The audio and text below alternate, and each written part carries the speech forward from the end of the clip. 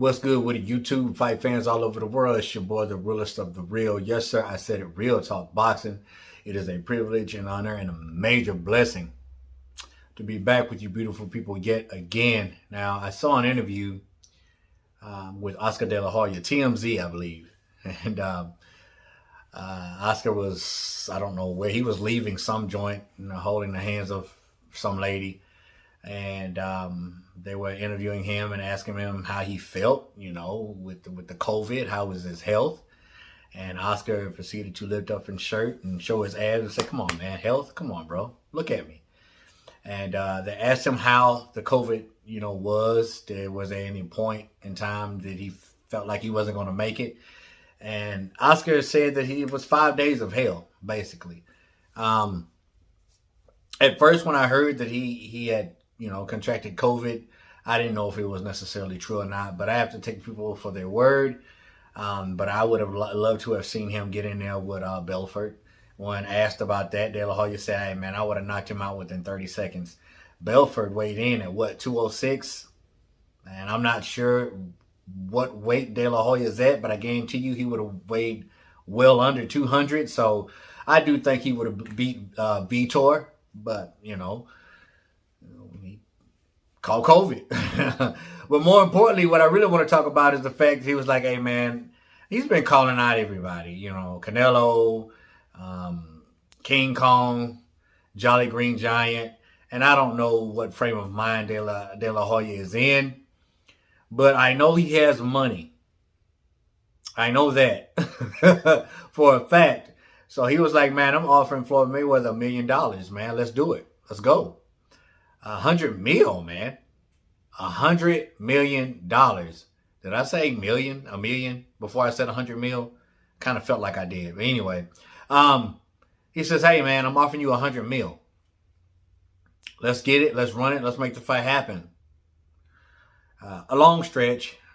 Not going to happen. A lot of people are going to ask the question, does he even have 100 mil to, put on the fight? Yeah, definitely.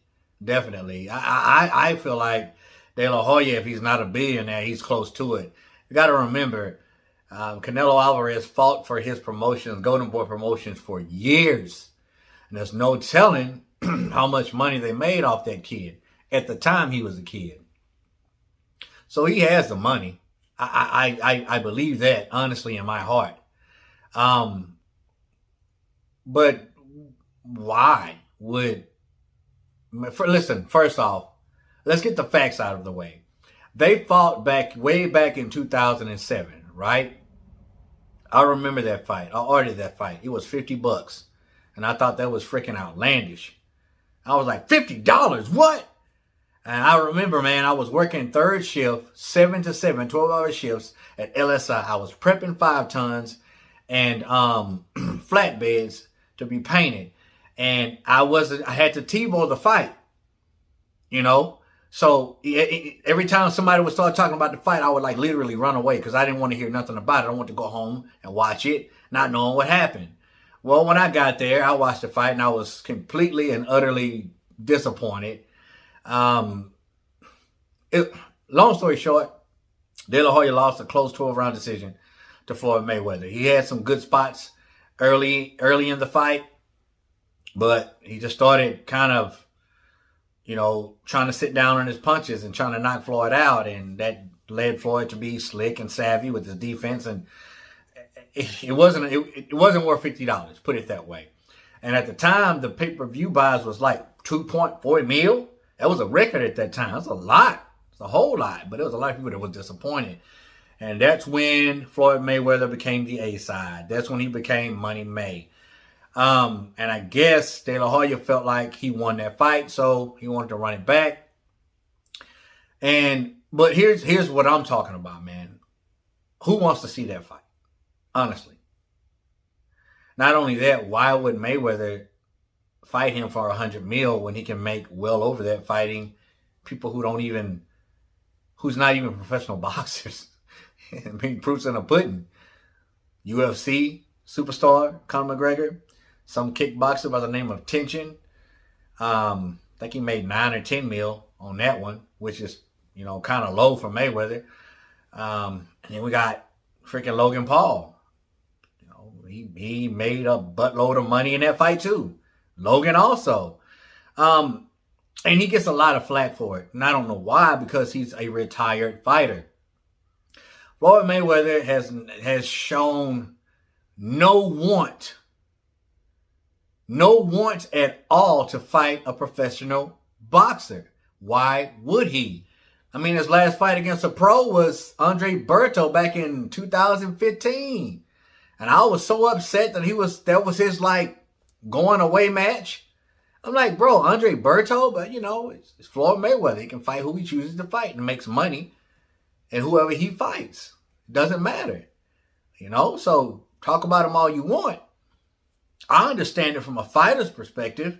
Listen, fighting this dude who can't box and able to make a bucket load of money, mega millions, I don't even have to train like I would against a professional fighter. I don't have to go through that strenuous training. I can coast. You know, I'm already a gym rat. I'm already in shape. So I can coast, cruise, do what I want to do, still eat a little bit of what I want to eat, and not have to spend hours upon hours every day in the gym and go in there and make a show of it and pull off a heist. I don't understand why people get so mad at Floyd. I mean, I get it, but man, whatever. You know, I mean, he can fight who he wants to fight.